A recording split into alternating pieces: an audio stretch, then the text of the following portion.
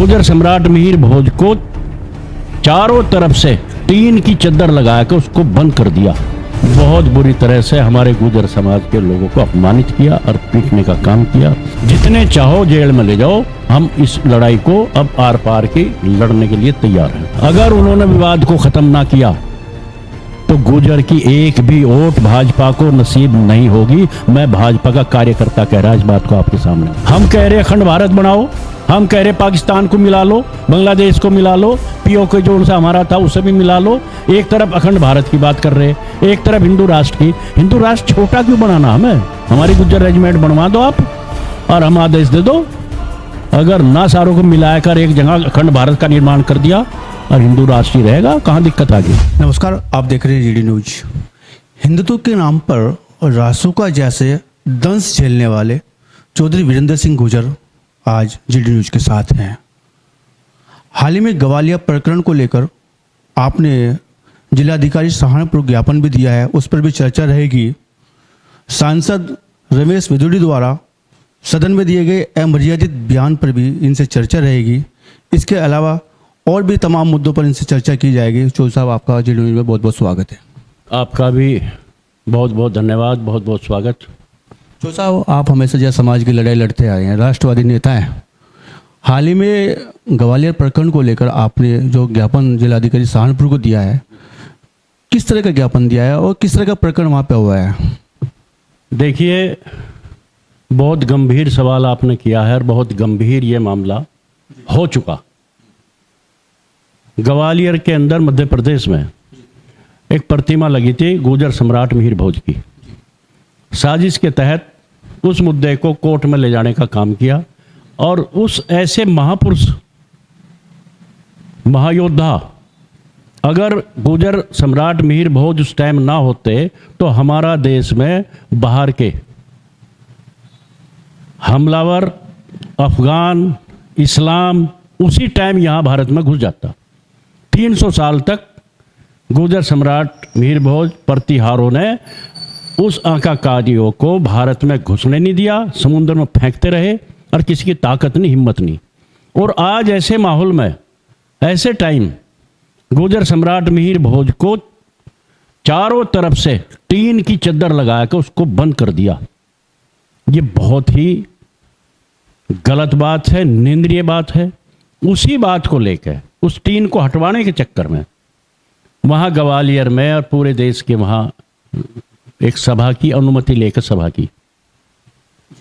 सिर्फ ज्ञापन देना था डीएम साहब को, इसलिए वह सभा की। वहाँ बहुत अच्छे लोग भाई इकट्ठे हुए, लेकिन डीएम साहब वहाँ सभा में नहीं पहुँचे।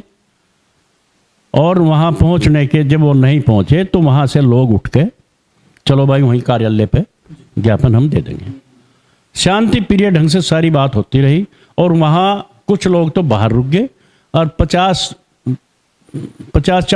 लोग वो अंदर चले गए ज्ञापन देने के लिए। लेकिन अंदर वो साजिश के तहत पहली तैयारी थी प्रशासन की और अंदर से वो दौड़ते हुए आए। पुलिस प्रशासन ने उन 50 लोगों को भगाने का काम किया, लाठी डंडे से भगा दिया उनको और उन पे गैस के गोले छोड़ने का काम शुरू कर दिया। वहाँ भगदड़ मच गई, चारों तरफ से हाहाकार मच गई, लाठी चार्ज हो गया, जो देखा उसे पीट दिया। बहुत बुरी तरह से हमारे गुर्जर समाज के लोगों को अपमानित किया और पीटने का काम किया। महिलाओं को पकड़ लिया, पीट दिया महिलाओं को। मतलब इतना जुल्म किया वहाँ के प्रशासन ने कि उसको बयान नहीं किया जा सकता। और हमारे लोगों के खिलाफ 700 लोगों के खिलाफ अज्ञात में कर दिए। जो हमारे बच्चे पढ़ लिख रहे हैं, नौकरी की तलाश में हैं, उनको नामजद कर दिया, उनका जीवन बर्बाद करने की तैयारी कर ली और सभी नेताओं पर मुकदमे कर दिए, जो बिल्कुल सरासर गलत है। उन मुकदमों को वापस कराने के लिए और गुर्जर सम्राट मिहिर भोज पे जो टीन है उसको वहां से हटवाने के लिए हमने माननीय प्रधानमंत्री के नाम ज्ञापन दिया है जिलाधिकारी के द्वारा कल, और ये चेतावनी दी है कि अगर मिहिर भोज की टीन जो लगी चारों तरफ वो खत्म नहीं होती और ये झूठे जो मुकदमे लगे हैं इनको खत्म नहीं किया जाता तो पूरे देश में जेल भरो आंदोलन किया जाएगा। जितने चाहो जेल में ले जाओ, हम इस लड़ाई को अब आर पार की लड़ने के लिए तैयार हैं। जिस तरह मध्य प्रदेश में प्रकरण हुआ, भाजपा की सरकार वहाँ है। अब हम कहना चाह रहे हैं, अगर उन्होंने विवाद को ख़त्म ना किया तो गुर्जर की एक भी वोट भाजपा को नसीब नहीं होगी। मैं भाजपा का कार्यकर्ता कह रहा इस बात को आपके सामने में। मतलब मामा जो है, मामा की सरकार समाज के बच्चों पर मुकदमे कर रहे हैं, तो सरकार में जो है सपोर्ट नहीं करेगा गुर्जर समाज, आप ये कहना चाह रहे हैं? मामा की सरकार हो या भतीजे की सरकार हो, मामा भतीजे से नहीं मतलब, हमारा मामा नहीं लगता हो। मतलब यह है कहना, भाजपा की सरकार अगर आज जो मामला प्रकरण चल रहा है, जिस तरह से हमारे समाज के बच्चों को पीट पीट कर वहाँ मुकदमे कायम करने का काम किया है, वहाँ की गुर्जर समाज की एक का कोट भाजपा के खिलाफ चली जाएगी और भाजपा की सरकार को हम कभी भी बर्दाश्त मान नहीं करेंगे। ये उनको 2024 से पहले ही वहाँ से दिखा दिया जाएगा। नाम के साथ गुर्जर आपने जोड़ा हुआ भी है, आप जो गुर्जर समाज के किसी संगठन में बहुत मजबूत स्थिति में है, किस तरह का संगठन है, क्या इसके उद्देश्य है और किस तरह की लड़ाई ये लड़ रहा है?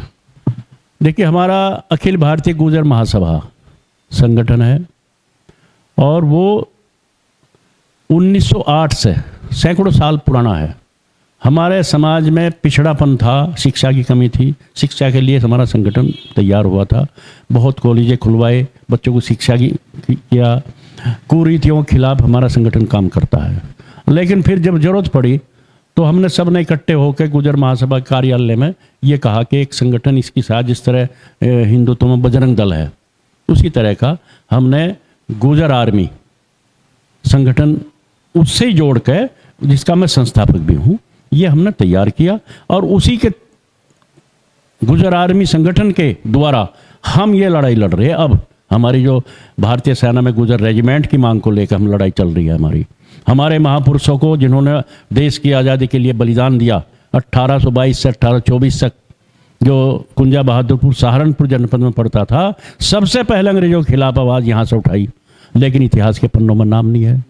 उसके बाद यहाँ से आग लगती लगती 10 मई 1857 को मेरठ की धरती से धन सिंह कोतवाल गुर्जर के नेतृत्व में लड़ी गई, लेकिन एक शब्द नहीं है, कहीं पाठ्य पुस्तक में नहीं है। इसकी हम लड़ाई लड़ रहे हैं। 1871 में अंग्रेजों ने गुर्जरों को सबसे बड़ा दुश्मन मानते हुए क्रिमिनल ट्राई एक्ट हमारे समाज के ऊपर लगा दिया था और इतने कठोर कानून बनाए, हमारी जमीनें, जायदाद, घर सब कुछ छीन लिया, देखते गोली मारने के आदेश कर दिए, जन्मजात हमें बागी करार कर दिया, जन्मजात हमें अपराधी घोषित कर दिया। और वो कानून हमारा आज़ादी के बाद 5 साल बाद, अगर सरदार पटेल ना होते तो शायद आज तक भी ना वो हटता, उनके द्वारा वो हटाया गया 5 साल बाद।